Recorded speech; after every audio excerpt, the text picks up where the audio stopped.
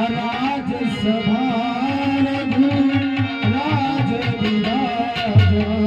अरे इधर खींचो उधर खींचो, चारों ओर जय जयकार है। खामोश होकर बैठिए, महाराज चक्रवर्ती दशरथ का दरबार है महाराज। आर्य सुमंत,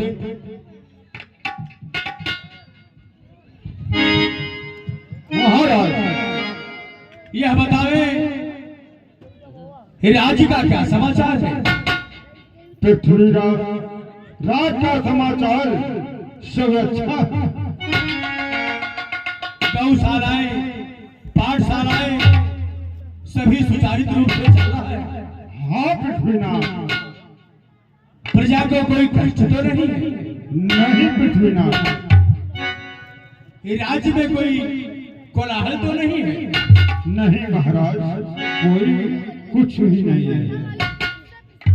शाबाश शाबाश मेरे मंत्रीवर, तुम्हारे हिम्मतों के ताकत से मेरी ही बड़ाई है। तुम्हारे हिम्मतों के ताकत से मुझ में शान आई है। ऋषि ब्राह्मण का सेवा कर यही फल हाथ पाई है। इसी प्रजा के बदौलत मैंने यह ताज और यह राज्य पाई। कहते हैं कि जिस राजा को है नहीं ऊंच नीच का ज्ञान, वह राजा पशु तुल्य है, राज्य श्मशान समान। बजे ताली युगल कर से, नियम यही सदा से है।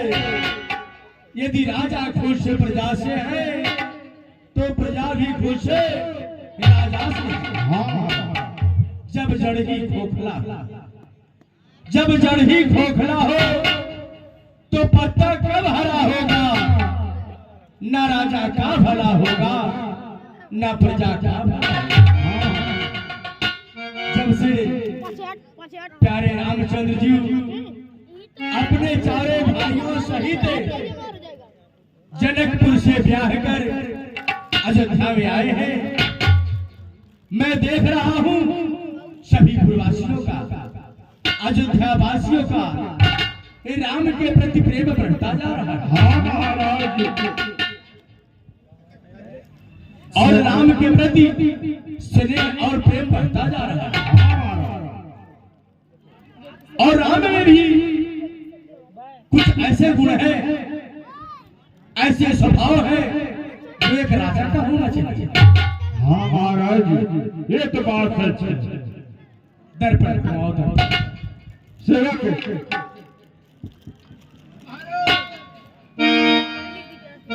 सरवर समीप भय सिद्धि के मानहु परत असंत देसा।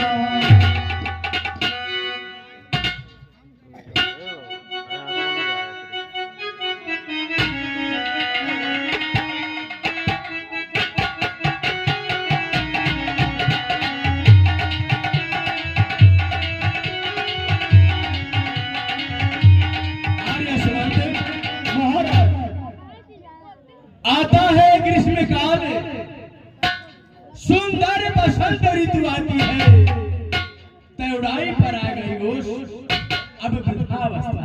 हाँ महाराज, ये तो बात आप सच कह रहे हैं। मेरा विचार कर रहा है यह राज्यभार शासन कार्य यदि ज्येष्ठ पुत्र राम को सौंप दिया जाए तो ठीक है महाराज, लेकिन नहीं, अब हम लोग को चलना चाहिए गुरुदेव भगवान के पास। सत्य वचन, जब भी कोई कार्य हुआ है हमारे अयोध्या में हमारे कुलगुरु वशिष्ठ जी के द्वारा ही, हाँ महाराज, सो उनके आश्रम पर चलने की तैयारी किया जाए। ठीक है महाराज, चलिए।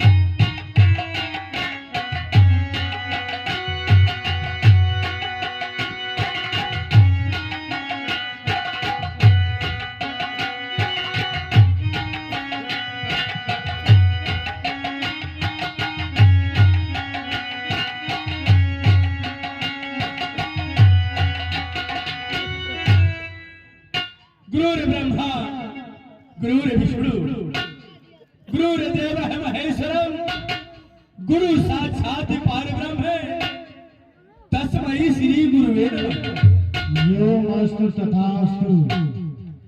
चक्रवर्ती नरेश आसन ग्रहण करें। कल्याण कहिए चक्रवर्ती नरेश, आज ऐसा प्रतीत होता है कि कोई प्रश्न आपके हृदय में चल रहा है जिसका निवारण न मिलने से आप थोड़ा चिंतित दिखाई दे रहे हैं। हे गुरुदेव जी, आपके असीम कृपा से राज्य में कोई कमी नहीं है, सभी साधन संपन्न है, प्रजा सभी खुशहाल है।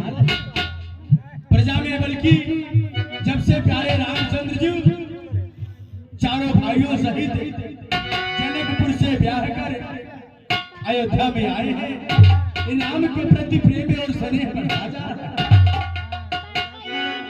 क्या कहे, प्रजा राम के प्रति अपने झुकाव को दिखा रही है और राम तो उस योग्य हो भी चुके हैं।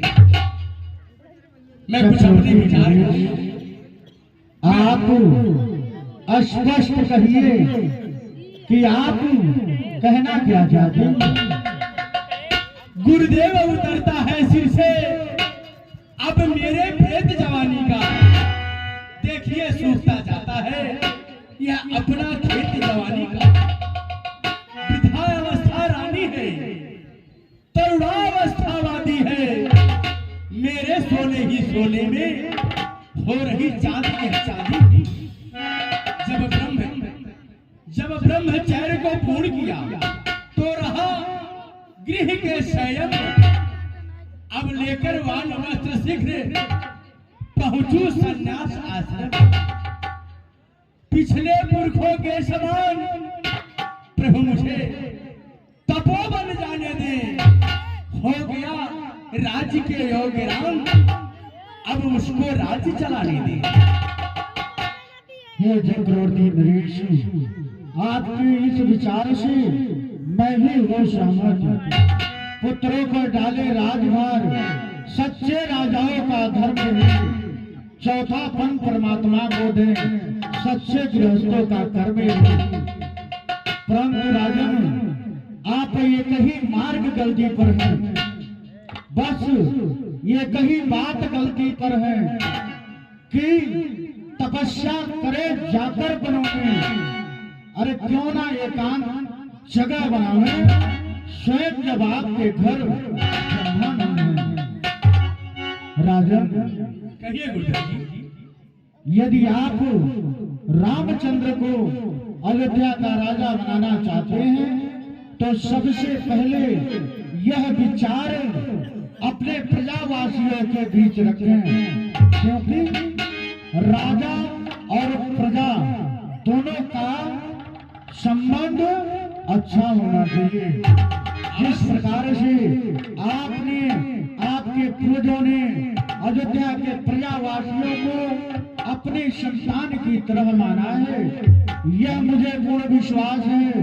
बड़े कुमार राम अयोध्या वासियों को अपने पुत्र और पिता के समान अवश्य मानेंगे, लेकिन फिर भी अपने घर के सभी सदस्यों से विचार विमर्श करना नितांत आवश्यक है। यदि अयोध्या की प्रजा राम को राज्य गद्दी पर राजा बनते हुए देखना चाहती है तो आज के 14वें दिन मैं स्वयं शुभ मुहूर्त में अयोध्या पहुंचकर राम का राज्याभिषेक कर दूंगा। जैसी आपकी इच्छा। आप सभी तीर्थों का जल इकट्ठा करवा के रखेंगे।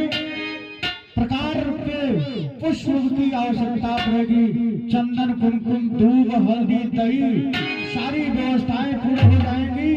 यदि प्रजा की सहमत हुई तो 14वें दिन राज्य रात को दी जाएगी।